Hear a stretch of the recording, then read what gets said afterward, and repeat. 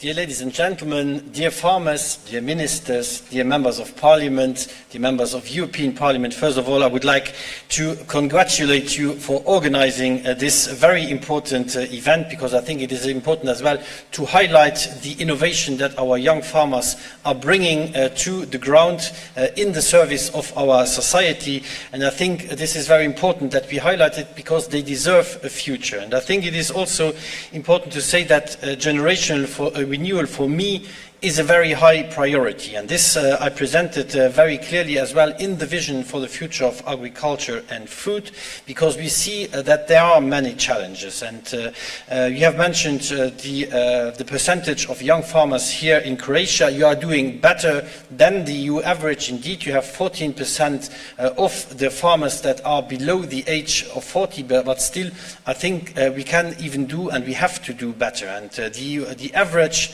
let's say, in the European Union, only 12% of the EU farmers is below the age of 40, and the average age of each farmer is above 57 years of age. And that is why it is very important that we change the trend and address as well the challenges that our young farmers face. And young farmers face significant barriers, particularly in relation as well to access to land and access to capital.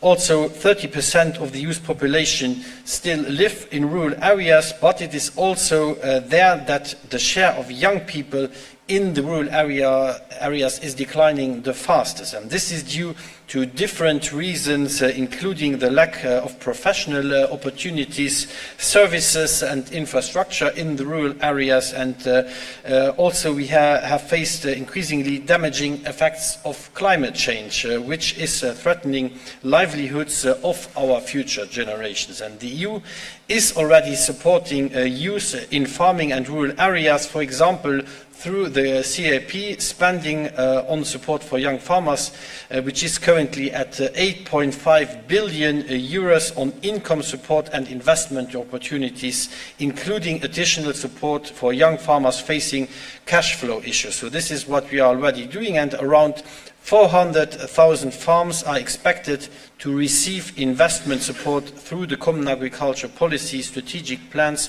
and 377,000 young farmers to be installed as head of farms by 2027. So this is good. Of course we have also the producer organizations and operational programs, so young farmers can strengthen their competitiveness and resilience in that way in the market. But I think it is very important as well to say clearly what is going wrong. And the farmers last year, a little bit earlier in the year, took it to the streets. And there were three main reasons. And one of them were that prices were not sufficiently rewarding our farmers, and often they even had to sell below production costs. And that is a challenge that we addressed and try to address already in the second week of my mandate. We made two proposals, one on the Unfair Trading Practices Directive and one on the Common Market Organization. And this is important. We have now proposed that it is mandatory that the farmer has a contract with the trader, for example, in that case, in order to know that what he or she is getting out of the product is as well covering the production cost, because the farmer exactly knows what the input costs are, and they know as well what they need to make a living out of the profession. So this is what we have proposed. Also, what we have proposed is to strengthen the uptake of producer organizations and cooperatives, and there I think there is still a room for maneuver as well in Croatia to do better, because when we compare the figures of producer organizations between member states, there we can do better in Croatia as well. I know that producer organizations and cooperatives have a little bit an historic bad taste, and that I understand, but I think we have to inspire ourselves as well from other member states, where the farmers join and team up together in order to have a stronger position towards traders, and I think that is something we have to work on. Another big point that our farmers mentioned when they took it to the streets was unfair competition with third countries, because in the European Union often we take, sometimes for scientific reasons, sometimes for ideological reasons, plant protection products off the market. without delivering alternatives. That is another topic, but the very same product is still used in third countries to produce the same goods as we do.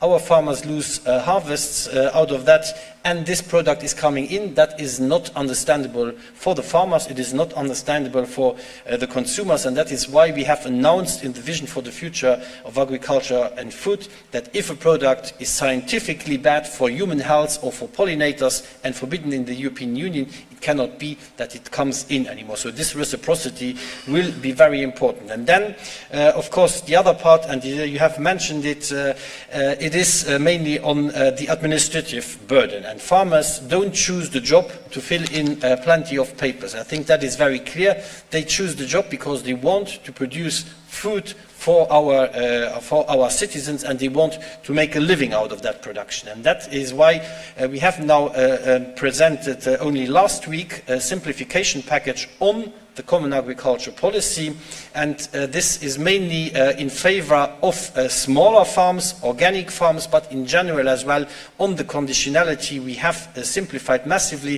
This was as well a strong suggestion from the Croatian minister, so we took this up, and to relieve especially as well to the small scaled farms, and I think you have a lot of small scaled farms as well here in Croatia, and I think that is very important. We have estimated what this means in simplification costs and the administrative burden that you have.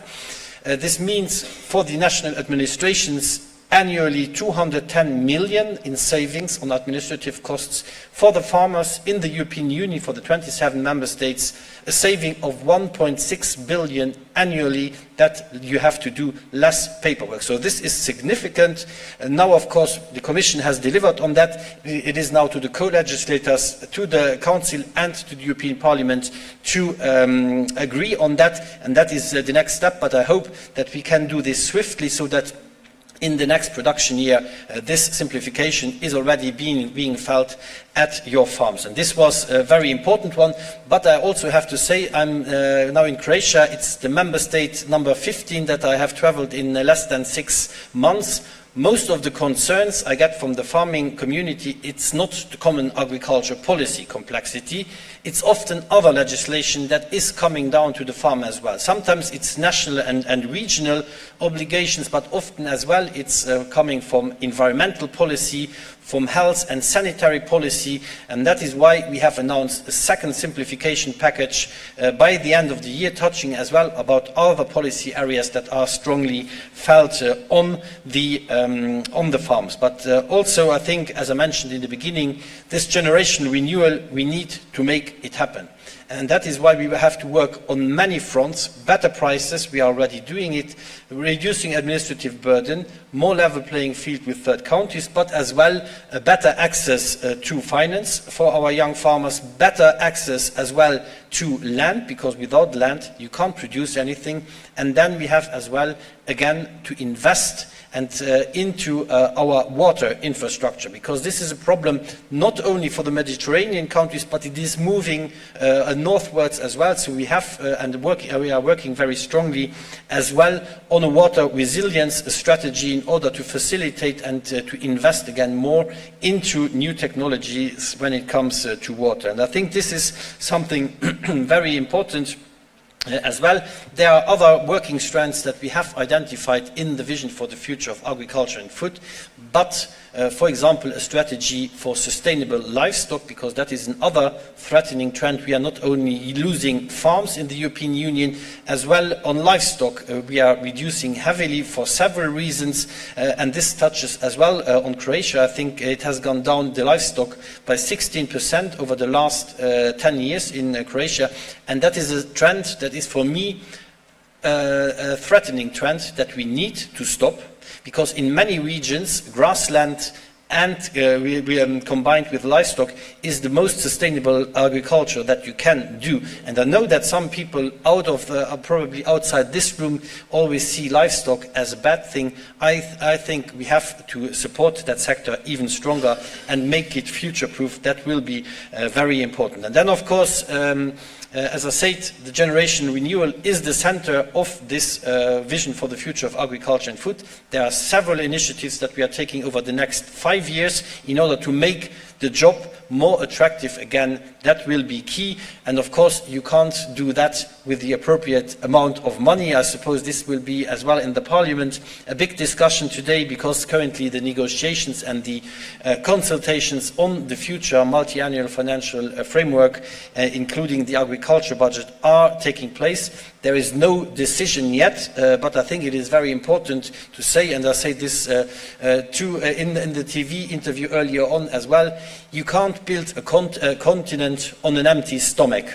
And that is why I think the farming and the food producing sector is so vital for the European Union. We can't depend only on imports, and that is something very key, because I don't want to allow that we are dependent on what we do. We need 3 times a day at least to eat and to drink, that we are dependent on the quality and the quantity coming from third countries, and that is why we have to build together a resilient sector. And I'm very eager as well to learn from you today, from the new innovative ideas that the young farmers are bringing to the ground, get your ideas and recommendations as well to build into the future actions that we are developing now at European level. I think the message from last year has been heard quite loudly, and I think this is as well the response that we are delivering in the vision for the future of agriculture and food. Words like competitiveness, like productivity, are back on the agenda, and I think that is very important to say, because a farmer in the end is not an accountant filling in papers. It's somebody who wants to produce and make a living out of that production. It is an entrepreneur, and we need to give the right incentives again, that entrepreneurship is rewarded. Thank you very much for your attention, and congratulations to all the ones that will get an award, but as well the ones that participated. Our future security of food in the European Union depends on you, and we will help you. Thank you.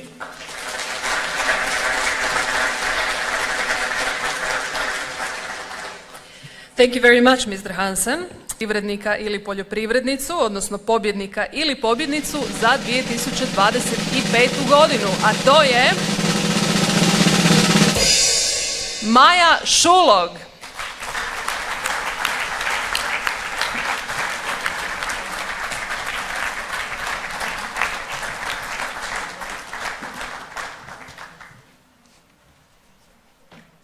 Puno toga za uručiti, gospođi Šulog naravno sve čestitke, jedan lijepi buket cvijeća, a onda naravno i plaketa i ček za osvojeno prvo mjesto i za poziciju najbolje mlade hrvatske poljoprivrednice 2025. godine.